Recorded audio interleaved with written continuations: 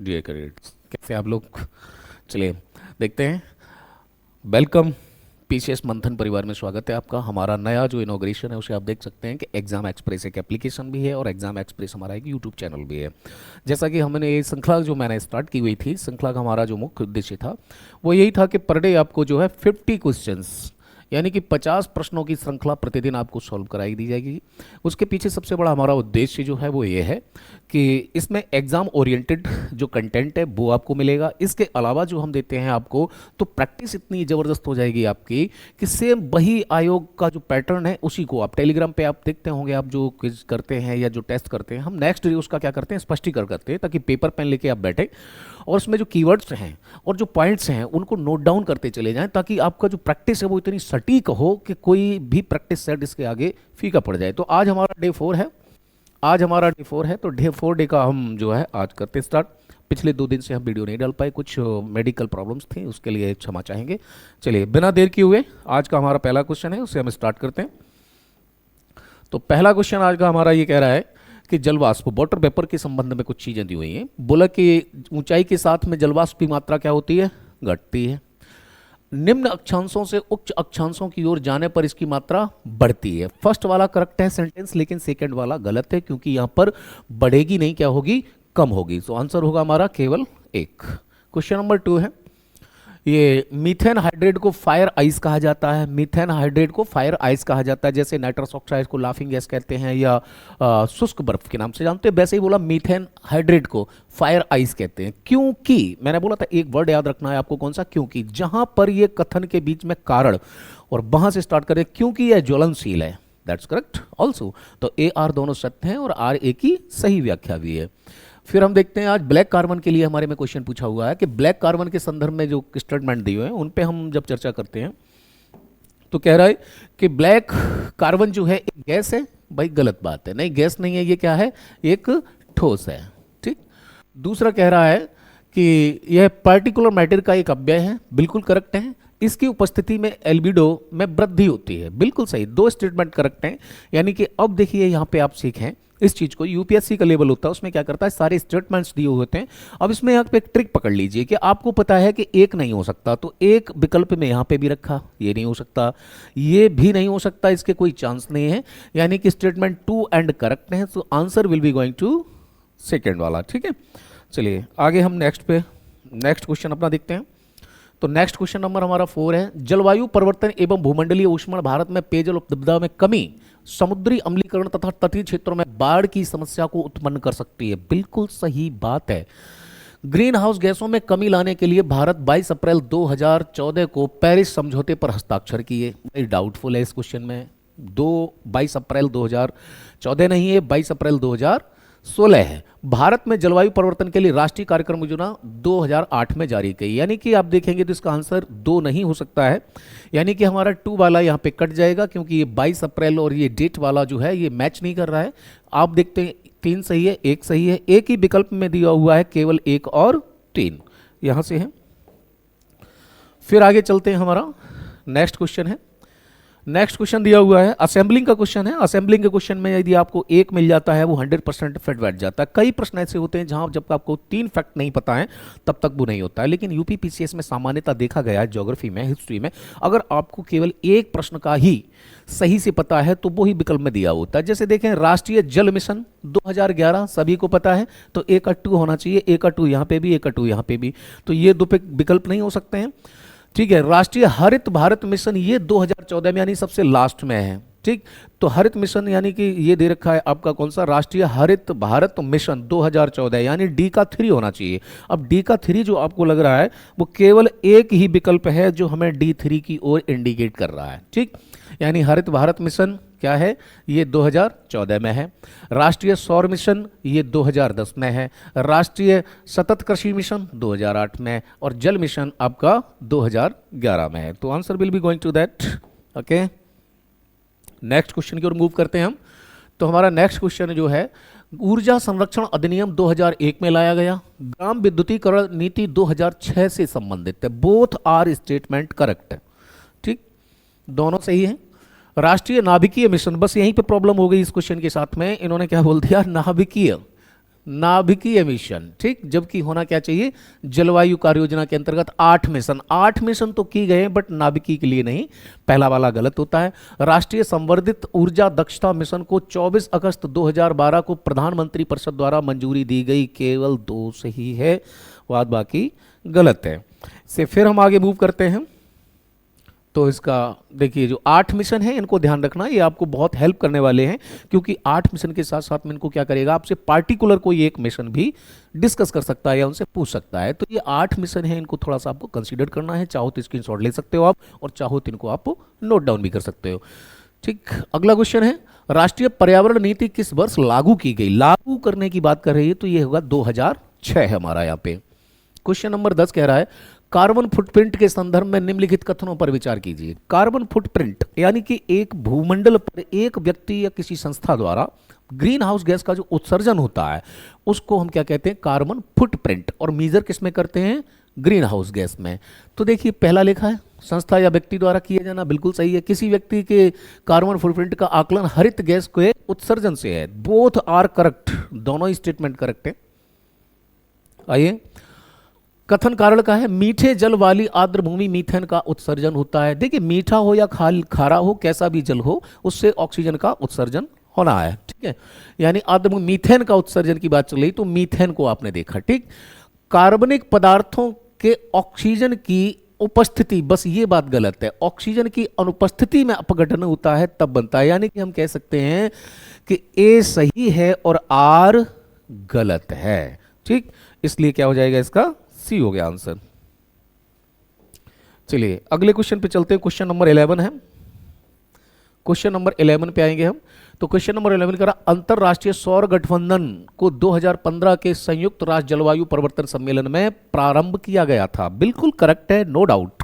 But इस गठबंधन में संयुक्त राष्ट्र यानी यूएनओ, अब यूएनओ के जो मेंबर कंट्रीज हैं उनकी संख्या कितनी है, संयुक्त राष्ट्र के सदस्यों की संख्या जो है वो 193 है, 193 देश हैं।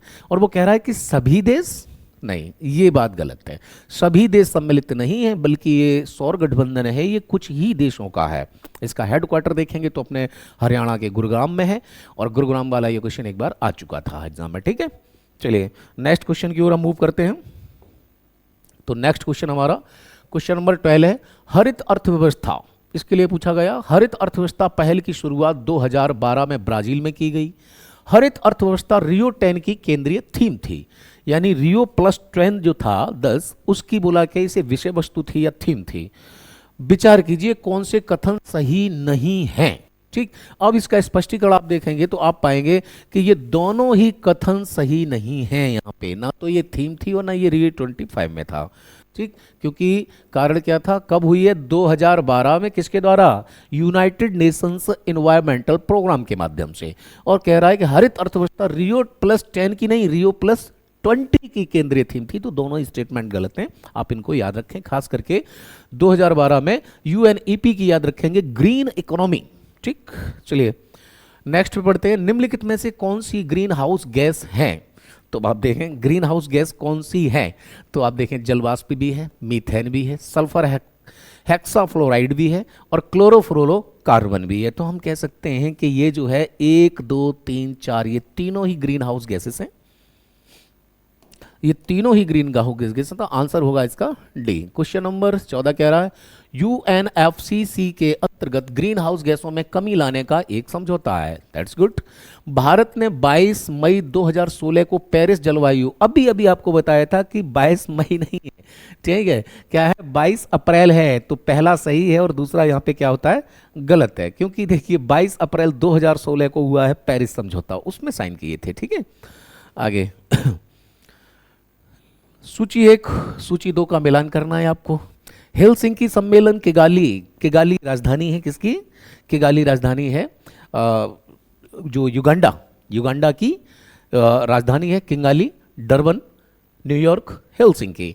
अब ये आपको दिया कि कौन सा किस वर्ष में सम्मेलन या संधि हुई, 1964 है, 2016 है, 2011 है, 1997। तो इसमें आप देखेंगे तो जो पूरी की पूरी आप लिस्ट अगर देखोगे आप, तो इनका भी जो मिलान होगा वो बिल्कुल सही इस प्रकार से है। न्यूयॉर्क सम्मेलन 1997 में होता है, जिसमें कुछ फैसले लिए जाते हैं पर्यावरण से संबंधित। डरबन सम्मेलन 2011 में होता है, इसमें भी कुछ ग्रीन हाउस गैसेस के लिए काफ़ी चीज़ें होती हैं। हेलसिंकी और किगाली सबसे लास्ट में है किगाली, और वो कब है? 2016 में है, तो इसको नोट डाउन करें, याद रखेंगे। क्योटो प्रोटोकॉल, क्योटो एक जापान का शहर है, वहाँ पर एक समझौता होता है, एक अंतर्राष्ट्रीय समझौता है। यह समझौता जापान के क्योटो शहर में 11 दिसंबर 1997 को अपनाया गया। सही बात है, क्योटो प्रोटोकॉल एक बाध्यकारी समझौता है। यह समझौता 16 फरवरी 2004 से लागू हुआ है। अब देख लेते हैं इसमें हम कुल मिलाकर के एक बात सही नहीं है यहाँ पे। जो बात सही नहीं है वो बात ये है 4 वाली। अब 4 वाला जो है स्टेटमेंट क्या हो गया? ये रॉन्ग हो गया। अब ऑप्शन भी आप थोड़ा चले जाइए, तो क्या हो सकता है कि आप देखें ये तो हो ही नहीं सकता उपयुक्त, तो सभी कथन सही हैं, क्योंकि जब 4 सही नहीं है तो ये हो नहीं सकता। अब 4 आपने देखा, 4 यहाँ पे भी है, 4 यहाँ पे भी है, तो 3 ऑप्शन तो आपके कट चुके हैं। जो विकल्प बचा आपके पास में विदाउट 4 नंबर का, वो कौन सा है? केवल पहला वाला है, ए। ठीक है, चलिए नेक्स्ट क्वेश्चन है हमारा, बहुत जबरदस्त क्वेश्चन है। देखिए प्रोटोकॉल है, क्योटो प्रोटोकॉल क्या था और क्या हुआ था, इसमें कब कब कैसे कैसे क्या क्या इसमें प्रावधान किए गए। तो आप चाहें तो यहाँ से ये पूरी की पूरी नोट डाउन कर सकते हैं, स्क्रीनशॉट ले सकते हैं, ताकि जब आप नोट्स बनाएं और जब आप मेंस लिखें तो इनसे जो कंटेंट है वो आपको बहुत अच्छा मिल सके। ठीक है, अगला क्वेश्चन है हमारा वैश्विक जलवायु परिवर्तन गठबंधन के संदर्भ में निम्नलिखित कथनों पर विचार कीजिए। ये जलवायु परिवर्तन गठबंधन की स्थापना 2009 में की गई। इसकी स्थापना संयुक्त राष्ट्र पर्यावरण कार्यक्रम यूएनईपी द्वारा की गई। यह जलवायु परिवर्तन के प्रति सर्वाधिक संवेदनशील देशों को तकनीकी वित्त उपलब्ध कराता है। ठीक है, अगर यहां पर बात देखोगे आप तो ये वाली बात गलत है, यानी इसमें जो स्टेटमेंट ये जो है तीसरा वाला स्टेटमेंट जो है वो गलत हो जाता है। 1 और 2 सही है, इसलिए आंसर के थ्रू हम कहां जाएंगे? 2 पर जाएंगे। ठीक है, नेक्स्ट में मूव करते हैं हम। तो नेक्स्ट में अब जब देखेंगे तो ये कानकुन, अब देखिए बहुत जबरदस्त है ये वर्ड, कई बार आपसे टकराएगा। कानकुन जलवायु परिवर्तन सम्मेलन 16 कॉप 16 बोलते हैं इसको जो नाम दिया गया वो क्या दिया गया?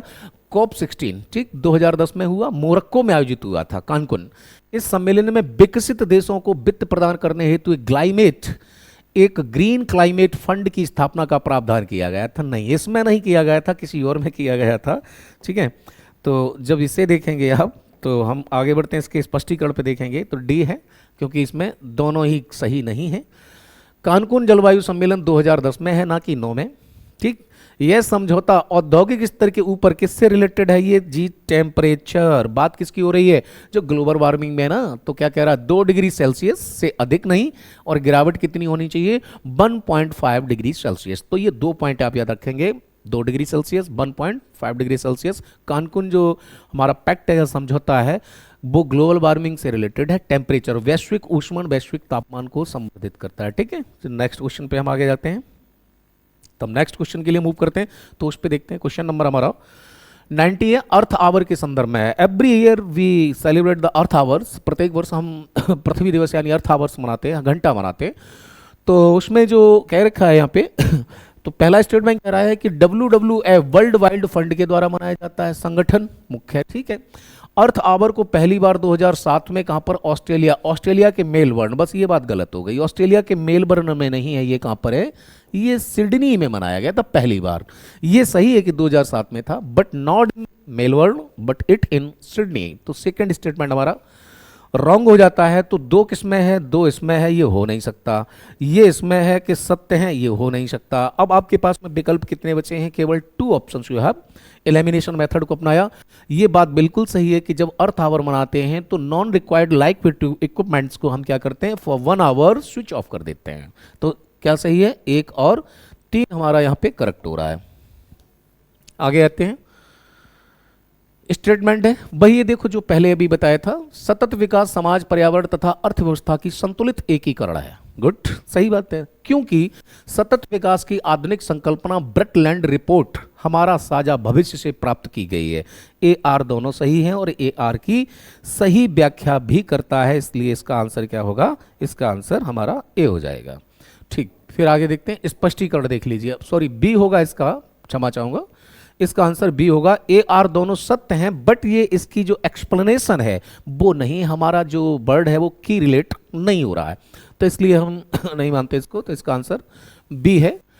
दूसरे शब्दों में सतत विकास समाज पर्यावरण अर्थव्यवस्था का संतुलित एकीकरण, सतत विकास की संकल्पना का वास्तविक विकास, ये डेट याद रखनी। 1987 में हमारा साझा भविष्य नामक रिपोर्ट, जिसे द ब्रटलैंड रिपोर्ट के नाम से जाना जाता है, 97। ठीक है, चलिए आगे बढ़ते हैं। क्वेश्चन नंबर 21, जलवायु अनुरूप कृषि पर राष्ट्रीय पहल फरवरी 2011 में आया था। इसका उद्देश्य रणनीतिक अनुसंधान एवं प्रौद्योगिकी प्रदर्शन द्वारा जलवायु के प्रति भारतीय कृषि का बाह्य समवय सीमा को बढ़ाना है। ठीक है, तो इसको अगर देखोगे आप तो आप देखेंगे तो इसका आंसर होगा आपका, ये दोनों ही स्टेटमेंट बिल्कुल कैसे हैं, करेक्ट हैं। ठीक, आगे आए। क्वेश्चन नंबर 22 था, उसे देखते हैं। तो बोला गया गरीबी उन्मूलन जलवायु परिवर्तन की चुनौती का सबसे बेहतर विकल्प होगा। गरीबी उन्मूलन बिल्कुल सही बात है, क्योंकि ग्रामीण भारत में आप देखते हैं तो जो गरीबी जनसंख्या है वो क्या करती थी, जलवायु परिवर्तन क्यों हुआ, क्योंकि हर घर से CO2 निकल रही है, हर घर से मीथेन निकल रही है, तो स्वच्छ ऊर्जा के संसाधन अपनाने के लिए ऐसी बात की गई थी। तो उसमें जब हम इसमें आते हैं तो हमारा देखिए, तो ये स्टेटमेंट किसने दिया, तो वही है भारत की पहली महिला प्रधानमंत्री, जिन्होंने पंचवर्षीय योजना के तहत एक नारा दिया था। उस नारा का बहुत फेमस था नारा, और उसे बोला जाता था गरीबी हटाओ। कौन सा नारा था, गरीबी हटाओ, ये नारा था। और ये नारा दिया था 5वीं पंचवर्षीय योजना के तहत, और किसने दिया था, श्रीमती इंदिरा गांधी जी। ठीक, तो उनका ये स्टेटमेंट याद रखना, गरीबी उन्मूलन सबसे चुनौतीपूर्ण है। ठीक है, नेक्स्ट क्वेश्चन की ओर हम मूव करते हैं। तो उसमें आप देखेंगे इंडियन ग्रीन बिल्डिंग काउंसिल की स्थापना 2003 में confederation of Indian institute industry के द्वारा की गई। भारत का प्रथम हरित भवन नई दिल्ली, नहीं ये गलत है, हरित भवन नई दिल्ली ना होकर के कहाँ पर है, हैदराबाद में है। ठीक है, इस स्पष्टीकरण में आप देख लें कहाँ पर है, हैदराबाद में है। ठीक है, आगे हम बढ़ते हैं नेक्स्ट की ओर। तब देखते हैं हमारा क्वेश्चन नंबर 24, क्लाइमेट फिक्शन के संदर्भ में। क्लाइमेट फिक्शन एक वर्ड दिया गया है, उस वर्ड का नाम है क्लाइमेट फिक्शन। ठीक है, तो 2-3 वर्ड याद रखेंगे। क्लाइमेट फिक्शन बिल्कुल सही बात है। 2007 में वियतनाम के एक ब्लॉगर डैन ब्लूम, ये नाम भी याद रखना, क्या बोला उसने, उसको क्लाई फ्लाई, यानी बोथ सेंटेंस आर करेक्ट हैं, दोनों ही सत्य हैं, तो इसलिए आंसर सी होगा। चलिए आगे बढ़ते हैं। अब दिया है लिस्ट फर्स्ट है, लिस्ट सेकंड है, दोनों को आपस में मैच करना है। वर्ल्ड नेचर ऑर्गेनाइजेशन 2014, विश्व मौसम संगठन 1950, वन्य जीव कोष 1961, WWF कहते हैं जिसे, इसे हम बोलते हैं, ये हमारा WWF वर्ल्ड वाइल्ड फंड है। 1960 में इसकी स्थापना होती है, और इसका मुख्यालय स्विट्जरलैंड का एक शहर है जिसका नाम है ग्लैंड। ठीक, तो मुख्यालय इसका याद रखेंगे, हेडक्वार्टर है। संयुक्त राष्ट्र पर्यावरण कार्यक्रम 1972 है। ठीक है, तो ये मैच करेंगे हम। जब मैच करते हैं तो वो लगा हुआ है 1 2 3 4, विकल्प कहीं मिल जाए तो 1 2 3 4। ठीक है, करेक्ट हो गया ये, तो विकल्प ए सही है इसका। आगे आते हैं, आप चाहें तो इसका स्क्रीनशॉट ले सकते हैं, मैच कर सकते हैं। ठीक है, तो इसके अलावा आगे आए ब्लू कार्बन। तो ब्लू कार्बन का नाम आते ही आते ध्यान आ जाना चाहिए, ब्लू है पानी पानी तो आप देखते हैं सागरों महासागरों तटीय परिस्थिति तंत्रकों द्वारा ग्रहित कार्बन। ठीक, उसको क्या बोलते हैं, ब्लू कार्बन बोलेंगे हम। नेक्स्ट क्वेश्चन पे फिर हम मूव करते हैं आगे की ओर। तो इसमें आता है ग्रीन कार्बन के संदर्भ में निम्नलिखित कथनों पर विचार कीजिए। प्रकाश संश्लेषण की क्रिया द्वारा वातावरण के CO2 से जो कार्बन निकलकर मिट्टी में संग्रहित हो जाता है उसे ग्रीन कार्बन कहते हैं। भाई बात सही है, मिट्टी में हो जाएगा, उसे क्या कहेंगे, ग्रीन कार्बन है। यह लंबे समय तक, बस यही बात गलत हो गई, लंबे समय तक नहीं, कुछ समय तक रहता है। तो क्या होगा, केवल एक स्टेटमेंट सही है, सही नहीं है। अच्छा अच्छा अच्छा, ठीक है, क्वेश्चन को पढ़ने में मिस्टेक हुई है, तो कोई नहीं, इसको हम चेंज करते हैं।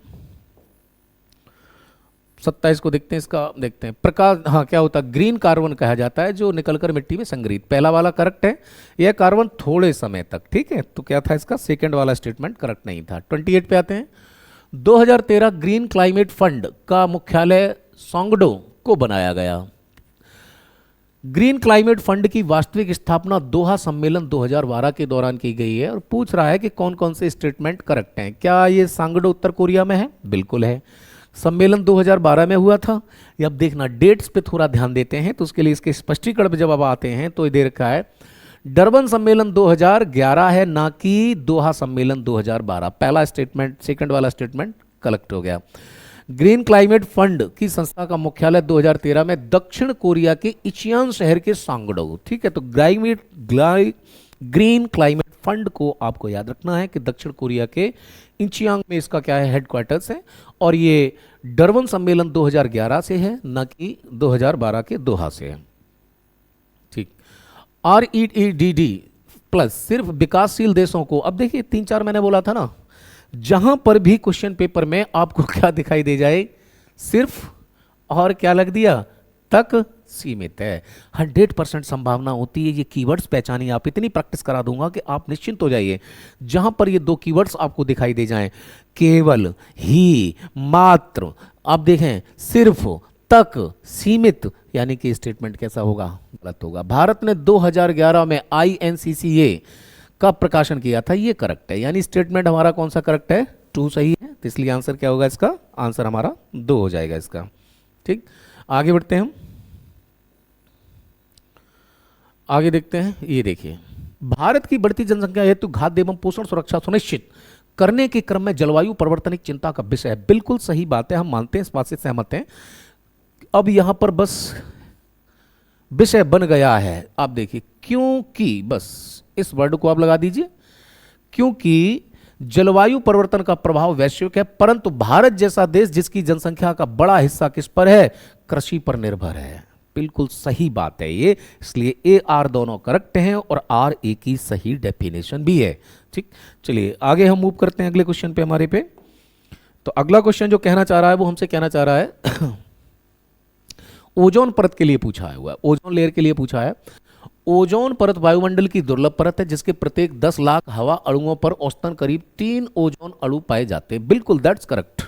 इस परत के निर्माण में ऑक्सीजन, हाइड्रोजन, नाइट्रोजन आदि गैसें मुख्य भूमिका निभाती हैं। दोनों ही स्टेटमेंट करेक्ट हैं, नो डाउट। कभी ऑक्सीजन पे मत चले जाना, ऑक्सीजन, हाइड्रोजन, नाइट्रोजन लगे आपको कि ये तो ओजोन का निर्माण नहीं करती, नहीं, ये करती हैं। तो अब इसके लिए आंसर होगा क्या इसका, सी, 1 और 2 दोनों ही करेक्ट होंगे। ठीक है, चलिए आगे बढ़ते हैं। तो अगला क्वेश्चन हमारा अगला क्वेश्चन है, बसंत के समय यानी फरवरी, भी बसंत पंचमी गई हुई है, फरवरी की बात कर रहा है। फरवरी के समय तापमान में वृद्धि होने के कारण अंटार्कटिका के ऊपर ओजोन की सांद्रता में वृद्धि हो जाती है। भाई जब गर्मी बढ़ेगी तो क्या हो जाएगी, वृद्धि नहीं होगी, यहां पर क्या हो जाएगी, यहां पर सॉरी, वृद्धि नहीं, यहां पर क्या होगी, कमी हो जाती है जी, यहां कमी होगी। फिर कह रहा है नवंबर में ध्रुवीय भंवर टूटने से, नवंबर से अक्टूबर तक आप देखेंगे तो ज्यादा रहता। अंटार्कटिका के समताप मंडल में ओजोन की मात्रा में कमी, गलत है, यहां क्या हो जाती है, वृद्धि हो जाती है। तो दोनों ही स्टेटमेंट, अब पूछ क्या रहा है कि कौन से स्टेटमेंट सही नहीं है, तो सी है, ना तो पहला सही है और ना ही दूसरा सही है।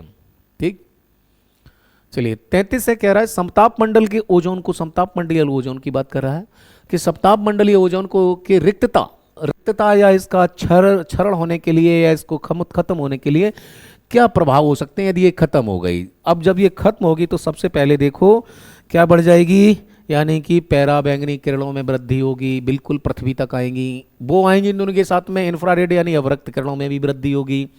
मोतियाबिंद के केस बढ़ जाएंगे, बिल्कुल सही बात है। फाइक्लोप्लैंक्टन की संख्या में वृद्धि होगी, पौधों के आकार और पोषक तत्वों के वितरण में कमी होगी। यानी आप देखते हैं तो यहां पर स्टेटमेंट आपका जो एक है वो करेक्ट है, दूसरा भी आपका सही है, तो 1 और 2 दोनों सही हैं।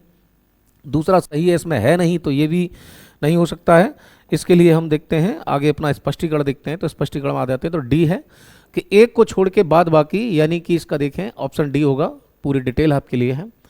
तापमान वृद्धि होने के कारण पैराबैंगनी किरणें अवशोषित होता है और पृथ्वी की सतह पर अधिक मात्रा में पहुंचता है, जिससे पैराबैंगनी विकिरण जोखिम में वृद्धि होगी, बिल्कुल सही। इंफ्रारेड विकिरण में वृद्धि समताप मंडलीय ओजोन का मुख्य ह्रास के रूप में पृथ्वी तक है। फिर कह रहा है समताप मंडल ओजोन की कमी के पैराबैंगनी विकिरण जोखिम के कारण मोतियाबिंद के मामले में वृद्धि होगी। फाइक्लोप्लैंक्टन जलीय आहार का निर्माण करते हैं। अब यहां पर आपको ध्यान देना है, एक यूवी कैटेगरी है, तो यूवी का विकिरण कई होते हैं, यूवी बी, यूवी सी, इसमें इस वाले को याद रखना है। फ्लैक्टिक के उत्पादन में क्या होगी, कमी होगी, ना कि वृद्धि होगी। तो ये स्टेटमेंट गलत था।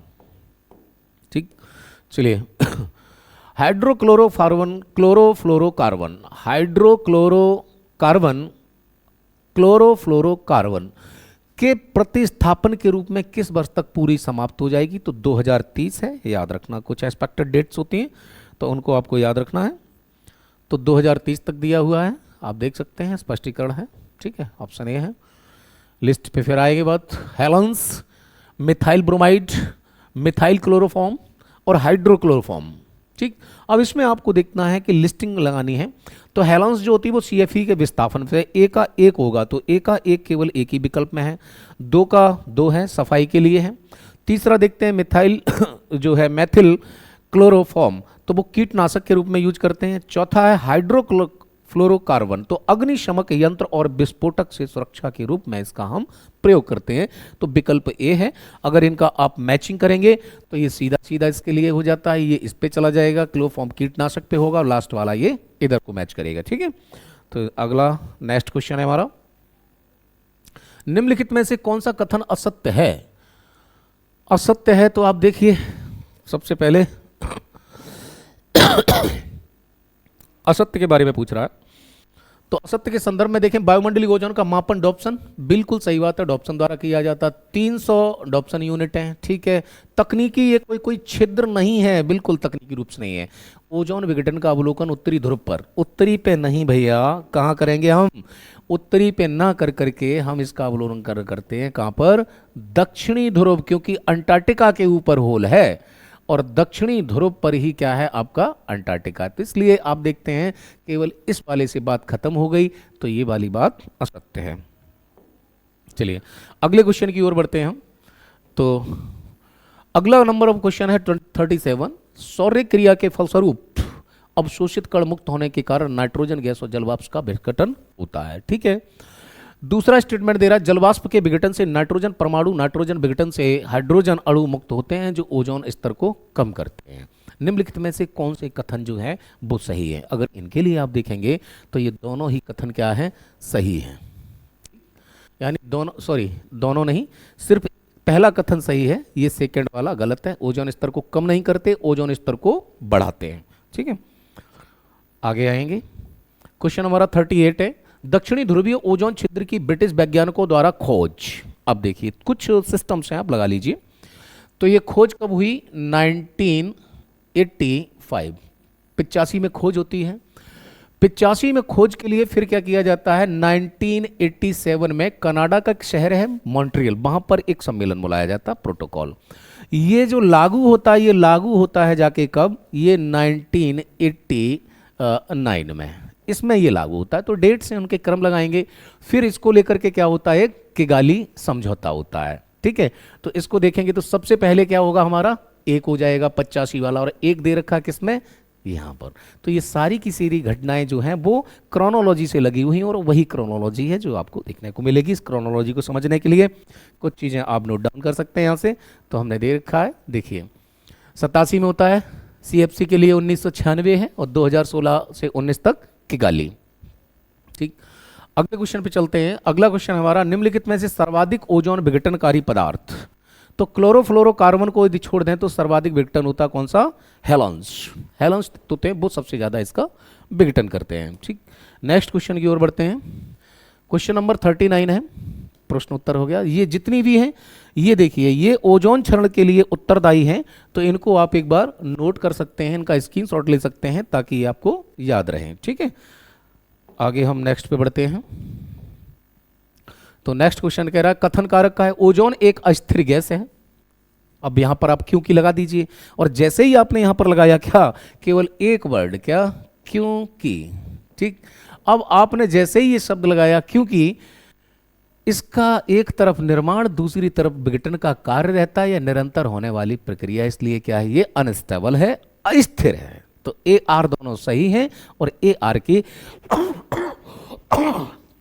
सॉरी ए आर की सही व्याख्या भी करता है। ठीक है, अगले क्वेश्चन पे हम बढ़ते हैं। क्वेश्चन नंबर हमारा 40 है।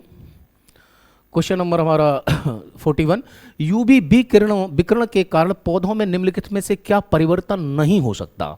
तो बोला परिवर्तन क्या नहीं हो सकता, तो क्या नहीं होगा? रोग के प्रतिरोधक क्षमता क्या नहीं होगी? वृद्धि नहीं होगी, क्या हो जाएगी? कमी हो जाएगी। ऑप्शन डी यहां पर हमारा करेक्ट बैठता है। ठीक है, आगे आए। 42 है मॉन्ट्रियल प्रोटोकॉल, 16 सितंबर 1989 को अपनाया गया। उत्सर्जन के आधार पर एक गैर बाध्यकारी है। मॉन्ट्रियल प्रोटोकॉल द्वारा कृषि, उपभोक्ता एवं औद्योगिक क्षेत्र में आने वाले ओजोन रिटर्न कार्य पदार्थ में उल्लेखनीय कमी आई है। 1 और 2 दोनों करेक्ट हैं जी।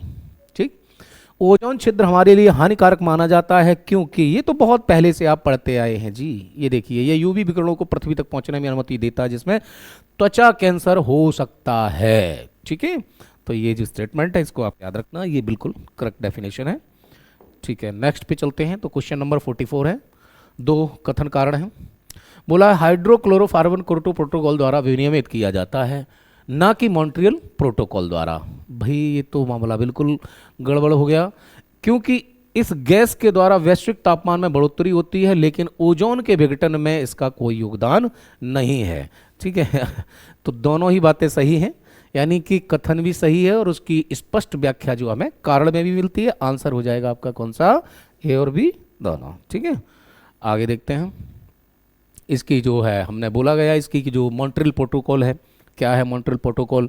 क्योटो प्रोटोकॉल ग्रीन हाउस से है और मॉन्ट्रियल प्रोटोकॉल ओजोन से है। तो ध्यान देना इन दोनों को कि क्योटो प्रोटोकॉल का संबंध किससे है? ग्रीन हाउस गैसों से है, और मॉन्ट्रियल प्रोटोकॉल का संबंध ओजोन परत के क्षरण से है। ठीक, दोनों को याद रखेंगे। आगे बढ़ते हैं। क्वेश्चन नंबर 45 सूची दी हुई है, फिर वही आपसे बोला गया था कि सबसे पहले देखें क्या बोला था? ब्लू कार्बन तो आप समझ गए होंगे, ब्लू कार्बन तटीय क्षेत्रों में पाया जाता है। ग्रीन कार्बन, ठीक, ग्रीन कार्बन में आपको बताया था CO2 को पौधों व मिट्टी में संग्रहित, यानी कि क्या होगा? D का 2 होगा, और D का 2 आप देखें तो एक ही विकल्प में मिलता है, C में भी मिल रहा है और यहाँ पे मिल रहा है। उसके अलावा आ रहा है कौन सा? Blue carbon. तो ब्लू कार्बन के लिए हमें क्या चलाया था जो है प्रोजेक्ट सूर्य। ठीक, और एक के लिए काला कार्बन जो है वो CO2 के अवसादों में जमा होता है, इसे हम ब्लू कार्बन कहेंगे। ठीक है, C का 4 है, तो C का 4 केवल एक विकल्प मिल रहा है इसमें। आइए पूरा स्पष्टीकरण देख लेते हैं। तो ये कार्बन की डेफिनेशन है। काला कार्बन है गैस ना होकर कैसा होगा? ठोस होगा। ठीक, दूसरा देखें, भूरा कार्बन एक प्रकार का एरोसॉल है। ग्रीन कार्बन प्रकाश संश्लेषण से ग्रीन कार्बन हो जाता है। ब्लू कार्बन तटीय समुद्री पारिस्थितिकी तंत्रों में जो जमा होता है उसको है। 46 जोसेफ फैरियर ने 1824 में हरित गैसों की संकल्पना दी थी। पर्यावरण में सर्वाधिक मात्रा में पाई जाने वाली ग्रीन हाउस गैस जलवाष्प है। सही। वैश्विक तापमान में जलवाष्प के बाद दूसरा स्थान कार्बन डाइऑक्साइड का। भाई गलत बात है ये, नहीं, दूसरा नहीं है। CO2 का कैसा है? पहला है, और जलवाष्प का दूसरा, इसलिए ये वाली बात गलत है। चलिए आगे बढ़ते हैं। 46 का स्पष्टीकरण है। 47 पे आ जाइए। कार्बन क्रेडिट की बात चल रही है। कार्बन क्रेडिट की बात चल रही है कि कार्बन क्रेडिट क्या संकल्पना है और कैसे कैसे ये काम करता है। कार्बन क्रेडिट एक व्यापार योग्य प्रमाण पत्र है जो धारक को 100 टन, ये बात गलत है, केवल कितना? 1 टन की अनुमति है। 1 टन, नॉट 100, 100 नहीं है, 1 टन। ठीक, अब ये पहला वाला गलत हो गया तो दूसरा सही है। भारत सबसे ज्यादा खरीदा जाता है यूरोपीय देशों से, यूरोपीय देश खरीदते हैं भारत का कार्बन। ठीक, आगे आए। 48 कह रहा है कार्बन को भूमि के नीचे संग्रहित करना ही कार्बन संग्रहण कहलाता है। नॉर्वे विदेशों में आयातित CO2 को दफनाने वाला पहला देश है। नहीं, नॉर्वे नहीं है, ये कंट्री है आपका कौन सा? स्वीडन, और स्वीडन की राजधानी स्टॉकहोम। स्वीडन है, इसलिए स्टेटमेंट सेकंड वाला गलत हो जाता है, इसलिए केवल फर्स्ट वाला करेक्ट है। आगे बढ़ते हैं। तो आगे बढ़ने से पहले अब देख लीजिए। ठीक है, निम्नलिखित में से कौन सा हरित भवन के उद्देश्यों के संबंधित है? ठीक, ऊर्जा संकट के उबरना, पर्यावरणीय प्रदूषण को कम करना, ऊर्जा उपयोग की क्षमता में कमी लाना, ऊर्जा का अनुकूलतम एवं प्राकृतिक। तो ऊर्जा उपयोग की क्षमता में कमी नहीं लाना, बल्कि क्या करना है? वृद्धि करना है। ठीक, लास्ट वाला क्वेश्चन कथन कारक का। ठीक, क्षोभ मंडल में ओजोन का 10% भाग खराब ओजोन कहलाता है क्योंकि यह वायु को प्रदूषित कर स्मोक का निर्माण करता है जो श्वसन के लिए हानिकारक है। ए आर दोनों सही हैं और ए की सही व्याख्या आर भी कर रहा है। ठीक है, नेक्स्ट सेशन के लिए हम मिलते हैं आपसे, तब तक के लिए जय हिंद।